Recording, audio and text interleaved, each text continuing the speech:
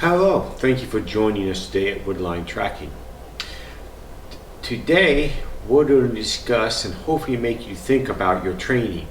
Does it really apply to the real life scenarios I think I might be in, or is it just training?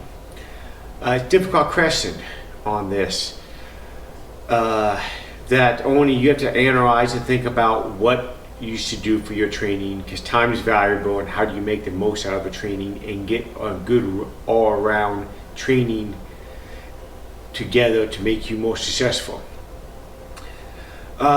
Quick disclaimer, what I'm going to discuss today is basically combat tracking or paramilitary in the bush background. There's really no what if. I know guys like, well, what if this, what if that? This is just a general thing to make you think about and to see how you can apply some of this to your training. You're the one that has to be a judge on that. So let's not do any what ifs, because this just makes you think. And I'd say it's coming from a combat tracking, paramilitary in the bush background. This is me training in one of my trainings, shooting in the bush and stuff on my range, because I have a section of it where you can do, it's just not a flat range, it is actually in the bush, in the woods, and you can shoot and do drills and teams and stuff. So yes, I am wearing face paint. That should be a standard SOP, even if you're training, because then you know what brands work well for you, you get better at applying it. Also, you can see how it works in different environments like rain, cold, heat, sweat. So I suggest you keep on working on that, because I see a lot of guys with bad face paint. So let's get started. Alright, this was shot on a cold, drizzly, overcast day, so there's not a lot of light. Again, you need to train in all atmospheres, because chances of you just fighting on a warm summer day is probably not always going to be the case. And wearing different gear and different clothing affects you, so I suggest you train even on the bad days. So this was a pretty, like I said, dreary, wet day in Ohio that I was training on. So let's get started. Now I'm going to show you a video here of me shooting, and I want you to ask yourself, which way should I be training? Consider training. I mean, which one of these methods is more stable? I'm less of a silhouette, and take a look and let me know what you think.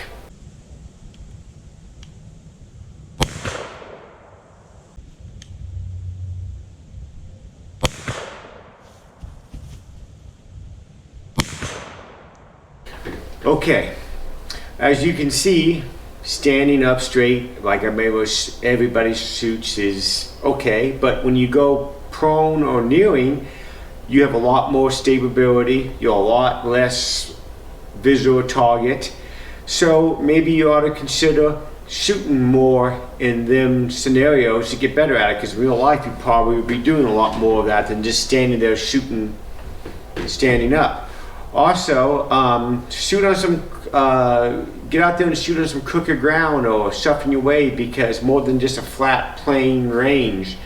Because in all my experience in the bush, the jungle and everything, I have not found any place that matches a range out there in the bush. Everything seems to be a lot more hilly and things than just a smooth, mandatory, smooth, well flat range, well maintained range. Maybe I'm looking at the wrong spots, but that's my experience.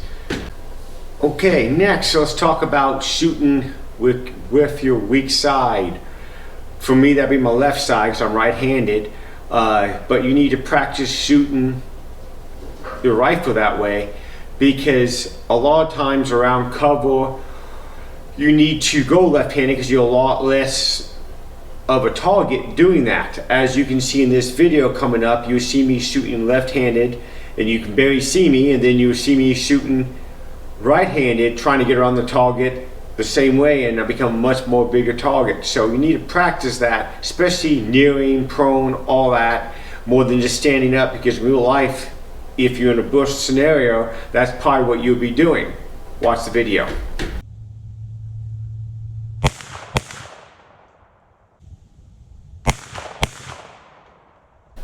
Okay, now let's talk about reloads. Everybody talks about reloads and how to get fast reloads, and that's good. You need to practice that. But let's watch this video of me doing a couple of different types of reloads from different positions.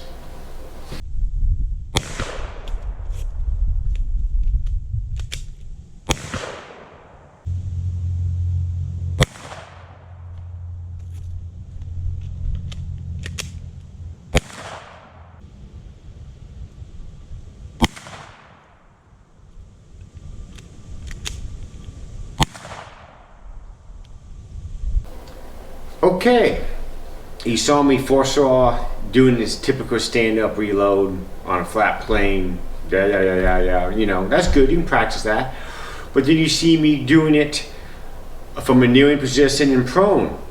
You'd be surprised at how many people I see that can do a fast reload out standing up, like with on the range. Great, do a beautiful job. But as soon as you throw them into a kneeling or behind cover or prone, sometimes they can't even get to the mag because they'll lay on top of it. So I urge you to practice doing reloads in different positions, different effed up positions, and move your gear around so you can be effective at doing that. Okay, I hope you enjoyed this video some and maybe get you thinking a little more about how you can train a little more like real life, and it's fun. You can have good fun doing it, so I urge you to try it and think about how can you up your game up a little bit. Also, you see me in this video using my Kel-Tec Sub 2000. It's a great little gun. I'm planning on doing a full review of the gun. It's a 40 cal in the near future on the range and tabletop. And I'll go over why I picked it, and other trackers I know picked this gun for a short and roll that it really fits the niche in. So enjoy. Remember, time may go on, but your life may not. Thanks.